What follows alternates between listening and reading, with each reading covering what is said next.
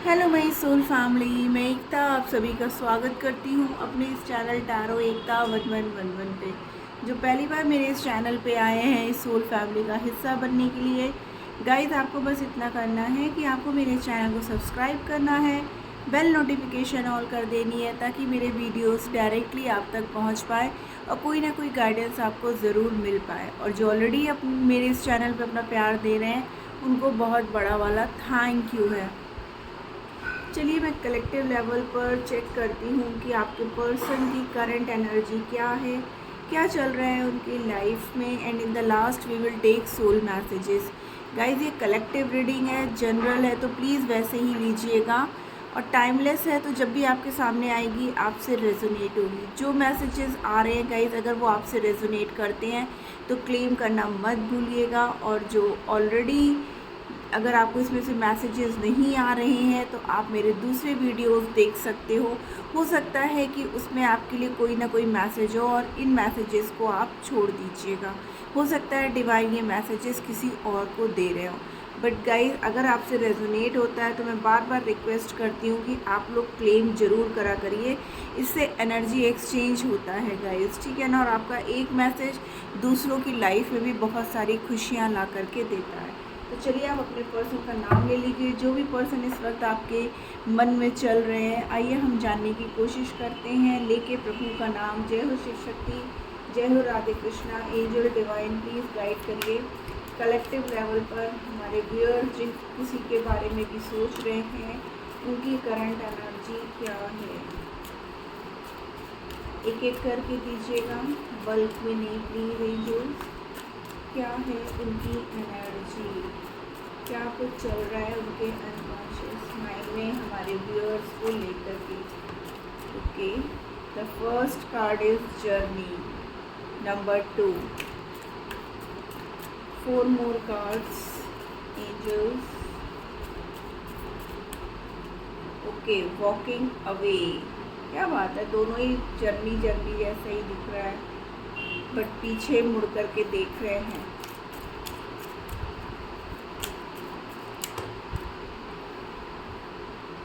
Third chakra archangel Chamuel, 2737, healer of ages, number 51, 1 more card angel. Okay, rest and resonate, number 19, hermit mode, ठीक है ना। And deceit, number 25, overall energy है। तो guys ऐसा लगता है ना कि एक तो सबसे पहली बार जब ये कार्ड मैंने देखा था जर्नी वाला, तो मुझे ये लगा कि आप लोग किसी जर्नी पे हो, means twin flame soulmate journey पे हो। और इसमें एक रनर है और एक चेज़र है। अब वो चाहे आप रनर हो, आपके पर्सन आपको चेज़ कर रहे हैं, या आपके पर्सन रनर हैं और आप उन्हें बार बार चेज़ करते हो, ठीक है ना। बट मैक्सिमम केसेस में हमारे व्यूअर्स के जो पर्सन है ना वही रनर हैं, ठीक है ना। हमारे व्यूअर्स खाली उनको देखते हैं, उनको फॉलो करते हैं, उनके कॉल मैसेजेस का वेट कर रहे हैं, क्योंकि उनके पर्सन जो है ना बिल्कुल ही शांत हो गए।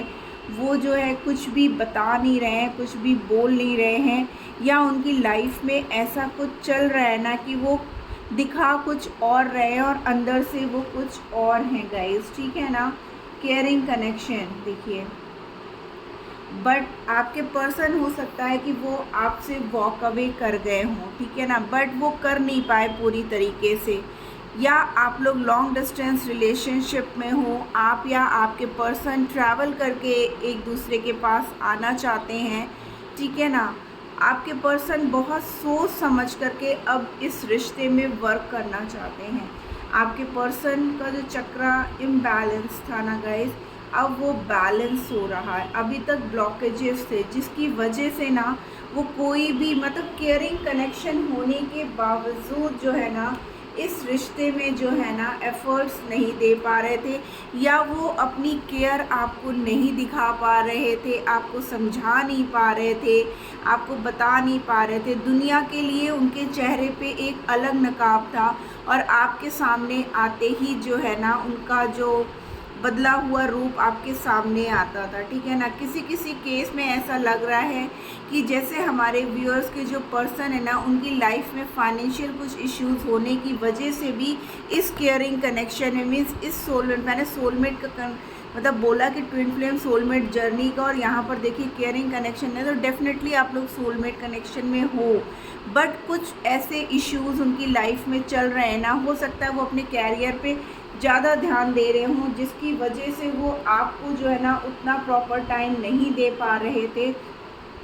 तो आपको यही लग रहा था कि आपके पर्सन आपसे भाग रहे हैं, आपको प्रॉपर टाइमिंग नहीं दे रहे हैं जैसे वो पहले दिया करते थे, ठीक है ना। तो इन सब की वजह से भी हमारे व्यूअर्स यहाँ पे काफ़ी परेशान हैं कि ऐसा तो नहीं उनके पर्सन उनको धोखा दे रहे हो, उनको चीट कर रहे हो, या उनकी लाइफ में कोई और आ गया हो। तो ऐसा नहीं, आपके पर्सन अब आपकी तरफ एक्शन लेना चाहते हैं, इस रिश्ते को संवारना चाहते हैं। इसलिए वो चुप भी है, क्योंकि वो चाहते हैं कि वो उनकी फाइनेंशियल कंडीशन जो अभी अच्छी नहीं चल रही है, वो आपसे कुछ कहना भी नहीं चाह रहे हैं कि आप बताएंगे आपको तो आप दुखी हो जाओगे। हो सकता है आपने उनकी फाइनेंशियल बहुत ज़्यादा हेल्प की हो, बट उन्हें ऐसा लगता है कि यार आखिर कब तक मैं उसकी हेल्प लेता रहूँगा या लेती रहूँगी, मुझे भी लाइफ में कुछ ऐसा करना है जिसकी वजह से जो है हमारा रिश्ता बहुत स्मूथ चले और हमारा रिश्ता जो है ना मैरिज कमिटमेंट तक जाए। वो आपसे प्यार बहुत करते हैं, बट अपनी फाइनेंशियल कंडीशन की वजह से ना इस रिश्ते में कोई स्टेप नहीं ले पा रहे गाइस। और हो सकता है ऐसा भी कि कई बार इन्हीं सब बातों को लेकर के ना आप लोग के बीच में काफ़ी लड़ाई झगड़े हुए हों। इसलिए आपके पर्सन ने ना यही सोचा कि ठीक है यार, मैं पहले अपनी फाइनेंशियल कंडीशन को स्टेबल कर लूँगा, उसके बाद ही जो है मैं अपने पर्सन से बात करूँगा या उसको स्टेबिलिटी दूँगा, ठीक है ना। तो अब आपके पर्सन आपकी तरफ वापस आ रहे हैं और इस रिश्ते को फिर से वो संवार देना चाहते हैं। आइए और देखते हैं और क्या है। देखिए, existence number 1, transformation, adventure,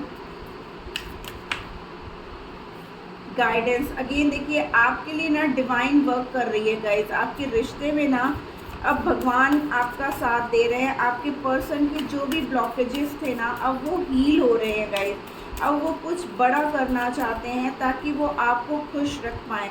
projection, वो आपको मिरर कर रहे हैं, बट आपसे बस यही है कि आप कुछ भी उनके बारे में नेगेटिव मत सोचना। आपके पर्सन पूरी तरीके से बदल करके अब आपके सामने आएंगे गाइस, क्योंकि वो आपसे मिरर कर रहे हैं। आप लोग की एनर्जीज एक दूसरे से मिरर हो रही हैं, तो जैसा आप सोचोगे ना उनके मन में भी वही फीलिंग्स आएंगी, ठीक है ना। द मास्टर का कार्ड है गाइस कि अब उनका क्राउन चक्रा एक्टिवेट हो रहा है, उनका हार्ट चक्रा एक्टिवेट हो रहा है। जो सपना उन्होंने आपके साथ देखा है ना, या जो सपना वो अभी तक पूरा नहीं कर पा रहे थे, अब वो पूरा करना चाहते हैं।